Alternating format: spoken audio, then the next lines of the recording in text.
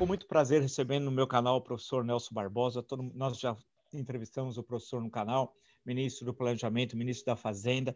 Sempre leio os artigos, sempre ele está participando do debate econômico. Não vou dizer que é grande, porque eu gostaria que fosse mais intenso o debate econômico no Brasil, porque eu sou de outra época, no final dos anos 70, que tinha um debate ali dos economistas do IMDb, isso faz tempo, né, com as questões do final do regime militar, mas eu sempre acompanho os artigos e leio. Agradeço muito o professor ter aceito o meu convite.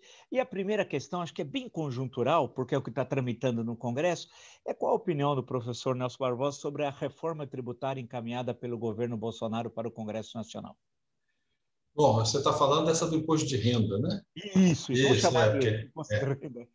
Porque teve aquela do imposto indireto Exato. da CBS que parou na gaveta, né? Eu acho que a reforma do imposto de renda ela começou na direção certa, mas teve uma reviravolta nas últimas 2 semanas. O que eu chamo de direção certa? Há um certo consenso entre a maioria dos economistas que a gente deve tributar dividendos e reduzir ou até acabar com o juros sobre capital próprio, que é aquela prática que a empresa pode deduzir do lucro dela o pagamento de juros a seus sócios. Essas duas medidas foram criadas lá nos anos 90, naquele contexto de atrair capital externo para sustentar a operação cambial, mas desde então, elas, na verdade, se revelaram muito regressivas. Então, havia um consenso que você tem que reduzir o imposto sobre o lucro retido e aumentar sobre o lucro distribuído. No Brasil, a gente só cobra sobre o lucro retido. Então, ele mandou uma proposta, achei que pesou na mão, né? A Receita propôs reduzir 5 pontos no lucro retido e botar 20 pontos no distribuído. Claramente estava desbalanceado. Só que agora foi para o outro lado, né? Agora o relator propõe reduzir 12,5 no lucro retido e no lucro distribuído, por enquanto, ele está mantendo. Acho que qualitativamente essa é a direção, mas tem uma discussão de intensidade, de dose, né? E corre o risco disso se transformar numa desoneração. Se isso virar uma desoneração, aí vai ser ruim, porque não estão podendo abrir mão de receita nesse momento. O Brasil ainda está com déficit primário, ainda tem que fazer um reequilíbrio fiscal gradual, né? Então, está na direção certa, com a dose a discutir, com o risco de virar uma medida populista. Professor, qual a sua avaliação da forma como, no campo econômico, como é que o governo encaminhou as medidas econômicas em relação à pandemia? O governo, aos trancos e barrancos, no ano passado, teve uma resposta adequada, né? O auxílio emergencial, que inicialmente o governo relutou, depois acabou aceitando o aumento. O auxílio emergencial ajudou o Brasil a atravessar a crise. Então, devido ao auxílio emergencial, o auxílio a Estado e município foi muito importante. E aquele programa de sustentação de emprego, né, que o governo paga uma parte do salário e as empresas reduzem a jornada, né? Aquilo foi adotado no Brasil, foi adotado no mundo inteiro, independente de ideologia, de governo de esquerda, governo de direita, adotaram essa combinação de medidas. O Brasil adotou uma dose bem forte. Dos países emergentes, se não me engano, foi o que adotou a maior. Acho que o estímulo chegou a 8% do PIB. Isso ajudou. A economia brasileira caiu bem menos do que se esperava no ano passado. E esse ano a expectativa é conseguir se recuperar mais rápido. Acho que o pacote anticrise, com muito ruído, com muita discussão, foi bem feito. Acho que teve um equívoco no início desse ano. O governo contou com um cenário otimista que a pandemia acabaria rápido, aí veio a segunda onda, e aí teve que renovar o auxílio emergencial e agora prorrogou de novo. Então, prova que a ideia de que não precisava do auxílio emergencial esse ano estava errada. Agora, eu acho que ainda falta uma política de reconstrução. Vários países do mundo fazem uma política não só, tem uma política anticrise, né, de combate à crise, e tem uma política de reconstrução, porque o Covid deixa sequelas econômicas e sociais, né? Só para enumerar algumas, tem uma geração de crianças que não foi devidamente alfabetizada no último ano e meio. Esse pessoal vai precisar de reforço, né? É um investimento de geração futura. O SUS, quando voltar a funcionar de modo normal, tem uma demanda reprimida muito grande para o tratamento que não foi realizado. E, além disso, tem uma necessidade de geração de emprego mais rápida, né? Principalmente em cidades, serviços urbanos. Então, por isso que a gente vê em outros países, alguns países já têm política de reconstrução, de investimento e geração de emprego. Seja a China, do jeito dele, seja na Europa, seja nos Estados Unidos. Aqui a gente não tem ainda. O governo está contando que a recuperação vai acontecer por geração espontânea pelo setor privado. Pode ser que sim, mas é muito improvável que isso aconteça. É justamente sobre isso, professor. A última década do século XXI, né, a segunda década, foi péssima. Foi a pior das últimas 4. Né? Antigamente nós falávamos que os anos 80 era a década perdida. Né? Os resultados da segunda década do século XXI foram desastrosos. Aí veio a pandemia. E uma recuperação diz que o Brasil deve crescer esse ano em torno de 5%, há uma estimativa disso e tal. E em 22, alguns estimam, apesar que ninguém sabe o que vai acontecer se a variante Delta é uma terceira onda ou não, mas caso não seja, alguns falam em 2%. O senhor falou em pós-crise reconstrução, que eu acho que é a questão central. Como é que fica isso? Porque o professor identificou os problemas de alfabetização, tem as questões que envolvem o SUS.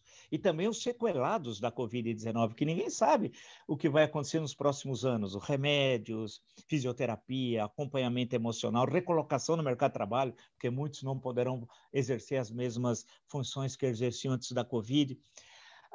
Então, como é que o professor enxerga essa questão da reconstrução? Eu sei que isso está vinculado também à questão política, à sucessão presidencial de 22, né? Mas como é que fica? Como é que o Brasil, isso que me deixa um pouco irritado, a gente, no máximo, consegue pensar a crise, mas o pós-crise, a reconstrução, não. Principalmente num mundo tão diferente como ele está mudando muito rapidamente. Então, eu colocaria o professor. E aí, reconstrução, quais os caminhos que o Brasil deveria caminhar, trilhar? Bom, primeiro eu vou dizer o que o governo está propondo. Tá? O que é reconstrução na ótica do governo? Está claro que o governo Bolsonaro, o kit de reeleição dele é fazer um estímulo ao consumo. Então, vai prorrogar corretamente o auxílio emergencial e quer depois transformar isso num programa Bolsa Família reforçado de modo permanente, o que é necessário. Mas não é só isso. Na verdade, precisa de política de geração de emprego, não só de transferência de renda. E na desoneração também da classe média. Né? A medida do imposto de renda é uma grande desoneração da classe média. Então, a aposta do governo é estimular o consumo e esperar que, com isso, o setor privado, o investimento privado, suba. É uma aposta de alto risco, porque isso pode piorar a situação fiscal rapidamente a partir do meio do ano que vem e não tem gerar um crescimento de fôlego duradouro. O que seria uma saída? Uma saída seria anunciar um programa de investimento e geração de emprego.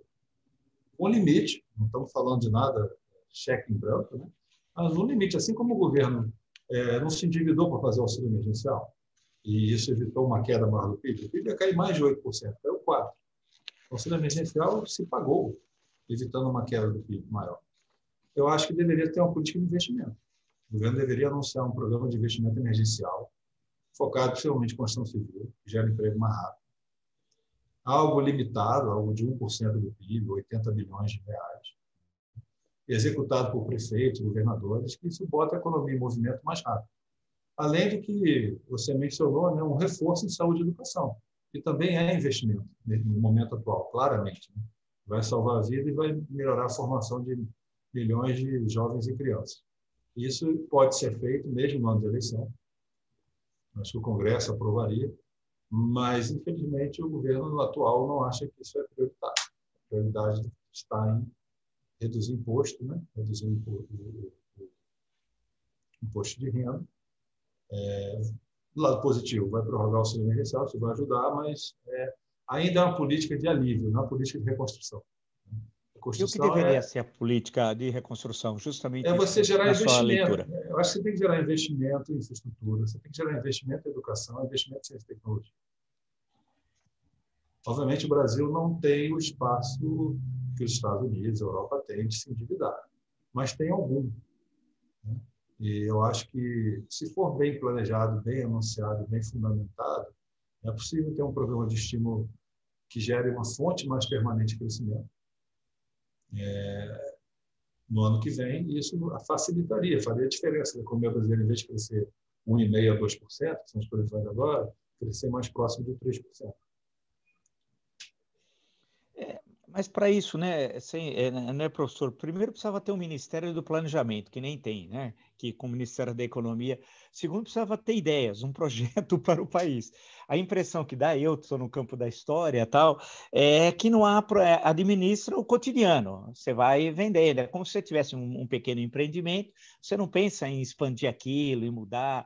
Você está só levando aquilo porque está recebendo as mercadorias, pagando as faturas. Só que os seus concorrentes do outro lado da calçada estão expandindo, pintando, ampliando os negócios, que são os outros países, né? Os outros países estão aprendendo com a crise rápido, muitos já estão saindo da crise, em todos os sentidos, inclusive no campo sanitário, e nós ainda continuamos, parece, do mesmo jeito, né? Sem projeto, sem nada. E o temor, quer dizer, da minha leitura, essa década também ser mais uma década perdida. Aí teremos 5 décadas terríveis, meio século, né? Dá um desespero, não sei se eu estou sendo muito trágico. Não, mal ou bem, assim, desde os anos 80, a gente tem passado por uma volatilidade grande, em que você não tem ainda um programa, um planejamento de longo prazo. Planejamento dito assim, não planejamento estatizante, não centralizado. Estou falando de coisa soviética. Estou falando de uma discussão nacional para onde a gente gostaria de ir, o que o governo pode ajudar, quais são as complementaridades. Né? A gente é muito dominado pela agenda de curto prazo, a inflação, câmbio, dívida, crise. E também, do ponto de vista político, um governo, seja de esquerda ou de direita, fica muito tentado a fazer um estímulo focado em transferência e desoneração de impostos. Por quê? Porque em termos de política pública, essas medidas são mais fáceis de fazer. Se fazer um programa de transferência de renda, do ponto de vista operacional, você tendo recurso, você faz a transferência, cai na conta da pessoa, a pessoa vai usar aquilo. Uma desoneração, o governo corta imposto de empresa, a empresa vai fazer o que quiser. É muito mais complicado fazer investimento. É muito mais complicado investir em saúde e educação, porque você tem que ver a qualidade, demora, tem que ter as licenças, no caso do investimento, tem que garantir que a obra está sendo feita, não tem desvio. Né? Então, por isso que numa situação de crise, os governos ficam mais tentados a fazer essas políticas mais imediatistas, que dão um resultado positivo no nível de atividade no curto prazo, mas não se sustentam. E acaba, dependendo da situação econômica, posteriormente pode comprometer o próprio crescimento. Então, acho que a gente tem vivido essa gangorra, essa montanha-russa, né? Desde os anos 80, mas é possível ter um planejamento. Acho que agora aí precisa ter mais diálogo, né? Tem um pouco mais de pragmatismo, tem coisas que o governo deve fazer, tem coisas que o mercado faz, tem coisas que os dois vão fazer juntos. Vou dar um exemplo, a gente precisa de investimento em infraestrutura. Acho que todo economista vai concordar com isso. Do Paulo Guedes ao economista-chefe do PSOL. Agora, infraestrutura tem várias formas. Eu acho que aí eu brinco que a gente tem que usar o princípio do Deng Xiaoping. Né? Não importa a cor do gato, importa que ele pegue o rato. Em alguns lugares, a infraestrutura vai ser investimento privado, concessão. Em outros, vai ser investimento público. Principalmente quando a gente está falando de novas estradas, que nós economistas chamamos de novas estruturas, que a gente chama greenfield, né? Às vezes o risco é muito grande, você tem que investir bastante antes do projeto começar a operar. Essas coisas precisam de algum apoio e coordenação até a execução direta do governo. E o nosso investimento hoje está um dos níveis mais baixos do investimento público. Está um dos níveis mais baixos de todos os tempos. Acho que vale a pena você investir mais, mesmo que seja com emissão de dívida nesse momento. Porque a nossa taxa de juros, em termos históricos, ainda está baixa. E tem potencial de crescimento. Agora, para isso, você precisa ter um plano. E se o governo não tem, cabe ao executivo ter. O executivo tem que liderar. Ele tem que também chamar a discussão. Quando o governo não tem, alguém vai fazer esse plano de investimento primeiro. Dou outro exemplo. O governo fixou que quer privatizar a Eletrobras. Mas eu vou privatizar, eu vou arrecadar um dinheiro que eu vou autorizar quem comprar a Eletrobras a aumentar o preço da energia no futuro, isso tem um valor hoje, vai receber um bônus, mas não colocou mais nada.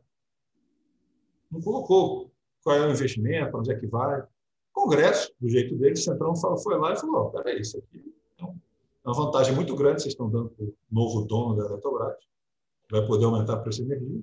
Então, nós vamos exigir que esse cara faça usina de carvão, usina eólica, usina pequena central elétrica, linha de transmissão, gasoduto. O Centrão, do jeito dele, foi lá e botou um plano de investimento na lei da Eletrobras. Então, assim, o país está dizendo que quer ir. precisa de um plano de investimento. Cabe a quem foi eleito para formular isso apresentar o seu. Eu ia colocar uma outra questão, mas antes um parênteses ao professor. E o teto de gastos nisso tudo? O teto de gastos está claro que você tem que ter um tratamento diferenciado de investimento. Desde que o teto de gastos foi proposto, eu e vários economistas já falamos, olha, é um erro você colocar um teto sobre o gasto todo e corrigir só pela inflação. Alguns gastos podem crescer em linha com a economia, em linha com a população. Mas você tem que ter meta de gasto, mas não esse teto de gasto que aí está, que ele congela a maioria dos gastos no nível de 2016, só corrige pela inflação. Então, o valor real é o nível de 2016. O que aconteceu? O investimento está sendo comprimido, a educação está sendo comprimida, ciência e tecnologia está sendo comprimida. Eu acho que você deve ter limite, sim, por exemplo, para as folhas de pagamento. É uma coisa que até o Lula chegou a aprovar no Senado, mas morreu na Câmara. Tem que ter um teto de gasto para folhas de pagamento. Para investimento, você tem que ter um meta de gasto separado. O investimento do meu orçamento esse ano são tantos bilhões de reais. E aí você abre um processo de seleção de projetos, com transparência, firmas, prefeitos, governadores. Mesma coisa em ciência e tecnologia. Você tem um valor lá, que pode ser até crescente, né, com transparência. Então, acho que a gente vai evoluir para uma nova regra de gasto, em que você vai ter limites diferenciados. Com certeza, um limite para folha de pagamento e um tratamento diferenciado para investimento, ciência e tecnologia, saúde e educação. Deixa eu colocar uma questão ao professor. Vou repetir algo óbvio, pode ser uma obviedade, mas que a gente tem conversado aqui no canal. Durante uma boa parte do século XX brasileiro, entre 30 e 80, meio século, o Brasil foi um dos, ou que mais cresceu no mundo ocidental. Em certo momento, o próprio professor destacou, começou a capengar, voos de galinha, tal. Tivemos os planos de estabilização fracassados, até o plano real, mas a taxa de crescimento nos anos 90 foi muito baixa, tudo aquilo.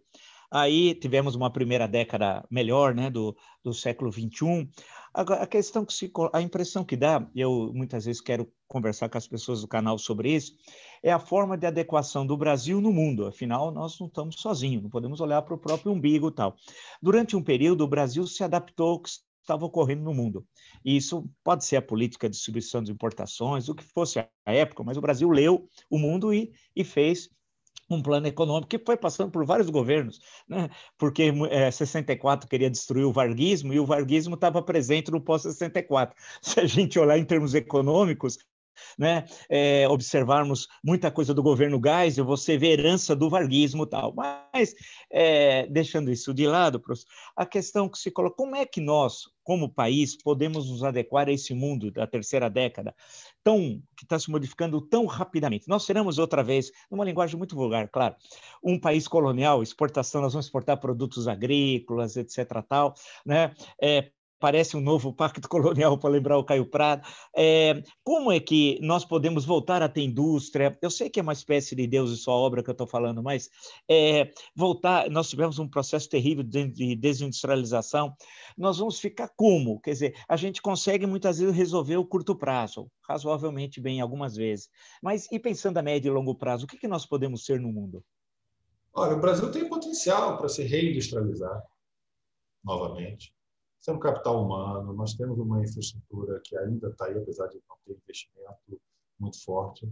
O Brasil, digamos assim, tem oportunidade de geração de emprego e de investimento muito forte no Brasil. Só que a nossa incerteza, e a incerteza eu estou dizendo do ponto de vista político, né? Vamos fazer o advogado diabo. Se coloca como estrangeiro olhando para o Brasil. A pergunta é: o que os brasileiros querem? Se a gente não responde, é muito difícil você saber como você vai se colocar. Então, eu acho que a gente precisa ter um plano de desenvolvimento, um plano de investimento. Quando eu falo plano, não é aquela ideia do general, gás, ateu, tal, PND, eu vou fazer essa estrada aqui. Não, algum consenso sobre o que é mais relevante, vamos investir mais em saúde, investir mais em educação, quais são as fontes. Com a execução pode ser pública, privada, mista, o que for. Está faltando esse diálogo. A gente apostou muito nessa ideia de que o mercado vai resolver todos os nossos problemas. A melhor coisa que o governo faz é não fazer nada. Não tem nenhum país Nenhum país, você é historiador, não tem nenhum país que conseguiu fazer o catching up, que é o desenvolvimento pós-Segunda Guerra Mundial, sem alguma atuação mais forte do Estado. Não quer dizer estatizante. Tá? Os que conseguiram com uma atuação menor foram países que se integraram em regiões maiores. São os países do leste europeu que se integraram na Europa. Mas nós estamos muito longe da Europa. Eu sei que é o sonho de muitos da elite brasileira se integrar colonialmente, né, nos países avançados, mas isso não funciona. Os países que conseguiram fazer a convergência conseguiram com algumas políticas mais atuantes do Estado de assumir alguns riscos, dar direção e investir em si mesmo. O Brasil tem que investir em si mesmo. Nós ficamos, olha como nós estamos esperando, dizendo, nós vamos fazer aqui, cortar gasto, nós vamos baixar a dívida pública e vamos fazer reforma liberalizante. Aí o capital virá e desenvolverá o capital virá de fora e desenvolverá o Brasil. Não tem nada contra capital externo. Só que ele virá se nós investirmos em nós mesmos. Então, é preciso ter essa mobilização. Essa mobilização é melhor contrato de concessão, melhorar a estrutura tributária e recuperar a capacidade. Eu acho que no momento atual, se for de reconstrução, eu apostaria, eu estava discutindo isso outro dia, numa dessas porcentas reuniões que tem da esquerda e tal. Você tem algumas frentes de expansão, claro, uma infraestrutura. Você tem que fazer mais infraestrutura no Brasil. E vale a pena emitir dívida se for necessário. Algumas coisas o governo não precisa fazer nada, é só concessão. Pelo menos aeroportos, ferrovia que já existe, é concessão. Outras, para construir coisa nova, o governo provavelmente vai ter que entrar com alguma coisa ou dar alguma garantia. Você tem que investir em educação. E agora, com essa coisa do Covid, é uma política de reconstrução. Você tem que investir mais em saúde. A pandemia mostrou como é importante você ter um sistema de saúde público, ter um sistema capaz de desenvolver vacina e tratamento mais rápido. Saúde não é só bem-estar da população, é tecnologia e emprego também. E a outra coisa que está acontecendo no mundo, e nós temos chance de participar e contribuir, é essa mudança de matriz energética. O mundo todo está tentando caminhar para fontes mais renováveis, carro híbrido, carro etanol, com elétrico, redes inteligentes. Isso já está começando a acontecer até nas grandes cidades brasileiras. São alguns anúncios de jornais da Volkswagen fazendo um caminhão elétrico no Brasil, né? Então, isso está acontecendo. Nós temos engenheiros, nós temos capacidade para participar disso. Se o governo resolver ajudar e participar, eu acho que isso é mais rápido e gera mais emprego. Então, só para não ficar pessimista, o Brasil não tem montadora nacional de carro, mas tem de ônibus. O Brasil não consegue fazer navio, mas faz avião. A gente não tem uma indústria de eletroeletrônica, mas tem uma indústria de motores elétricos altamente competitiva no mundo. Então, a gente tem que estudar os casos de sucesso. Como é que essas empresas têm alguns nichos de sucesso? O que deu certo na Embraer? O que dá certo na VEG? O que dá certo na Marco Polo? Como é que isso pode ser gerado ou ser disseminado para outros setores? Isso exige uma participação do governo. Não é politizando CT, não é substituição de importação. O mundo mudou. Pelo contrário, para se você desenvolver, você tem que se integrar mais. Você tem que ter uma abertura, mas é uma abertura estratégica. Não é uma abertura... Sim. Baixa tarifa e reza para o Espírito Santo que o desenvolvimento vai brotar do chão. Não é assim.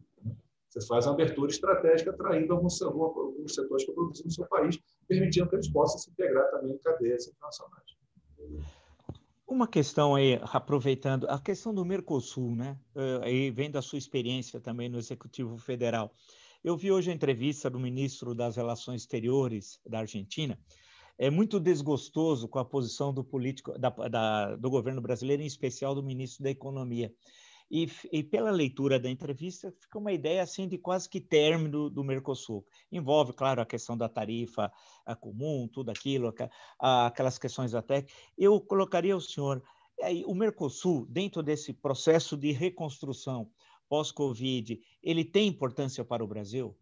Tem importância, tanto que a crise da Argentina ela é um dos fatores que contribuiu para a queda da produção industrial brasileira. Nós tínhamos trocas industriais muito fortes com a Argentina, principalmente no setor automotivo. Então, é importante, eu diria que o Mercosul é mais importante até para a Argentina e para o Brasil. Uma última questão, prometo. O senhor passou pelo Executivo Federal. Eu, como acompanhando para e passo a política brasileira, tal, também causou um assombro no ano passado, os invisíveis, os milhões de invisíveis. Como é pode parecer uma coisa estranha, né?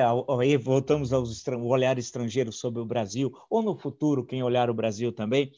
Como é possível ter tantos milhões de invisíveis para o poder? As pessoas estavam ali, tinham famílias, existiam, casavam, separavam, morriam, nasciam. Como é possível isso? Olha, é possível devido a uma tradição de ignorar a desigualdade ou minorar a desigualdade. No mundo do século XXI, é um absurdo você ter pessoas invisíveis. Você tem já sistema de informação, você pode ter os 210 milhões de habitantes alcançáveis por políticas públicas. Não é, quer dizer, o fato da pessoa não ter trabalho formal não quer dizer que ela deve ser invisível para o Estado, para as políticas públicas. Isso é importante. Então, hoje em dia, você tem tecnologia, o Google, o Facebook, a Apple lidam com uma base de informação muito maior do que isso, todo dia, toda hora. Então, acho que essa crise mostrou que você precisa ter uma rede de proteção social para todos, os formais e os informais. O fato da pessoa sem ter um trabalho informal, não ter carteira de trabalho, não quer dizer que ela não pode ter um registro numa base pública, de modo que, quando ela precisar de ajuda, o governo puder ajudá-la. E na economia do século XXI, todo mundo, para ser cidadão, precisa ter acesso à internet e conta em banco.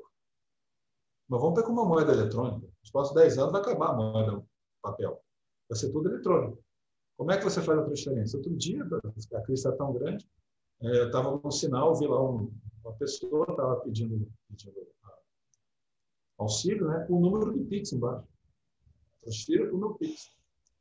Então, assim, nós temos que ter uma rede, todo cidadão tem que ter um acesso a um sistema de pagamento eletrônico gratuito, senão não vai conseguir exercer cidadania. Né? Tem que ter acesso à internet. Isso está na reconstrução. Vou te dar outro exemplo. Muitas crianças jovens tiveram dificuldade nesse ano, não porque eles são menos capazes ou não, porque não tem como acessar em casa. Não tem uma internet boa, não tem a tranquilidade entre muita gente na mesma casa. Então, a biblioteca do século XXI, digamos assim, é um centro que você vai que não tem livro, tem sala para você acessar a internet, poder estudar, você está numa sala com outras pessoas assistindo uma aula. Aí, oportunidade de investimento. O Biden anunciou um plano que vai nessa direção. Na Europa, na China já está alegre nessa frente. Não estou falando de coisa nova. A gente já tem tecnologia, a gente sabe fazer. Só que nós temos que investir em nós mesmos. Eu acho que esse é o grande desafio aí. Mas, professor, muito obrigado mesmo. Mas foi uma conversa para quem acompanha o canal. Eu sempre digo, professor, que a gente precisa qualificar as reflexões sobre o Brasil, né? Sair do senso comum, da filosofia das massas, daquelas respostas fáceis para problemas extremamente complexos, que é comum no cotidiano, inclusive na política brasileira, né? E alguns políticos que têm importância política, apesar que historicamente eles devem ser esquecidos, assim espero. Mas é importante todas as questões que o professor destacou. Eu acho que qualifica quem nos acompanha a pensar essa reconstrução do Brasil. Eu acho que essa é a palavra-chave. Muito obrigado mesmo por você ter aceito o meu convite. Obrigado a você pelo convite também. Um abraço. Valeu. Um abraço. Até mais.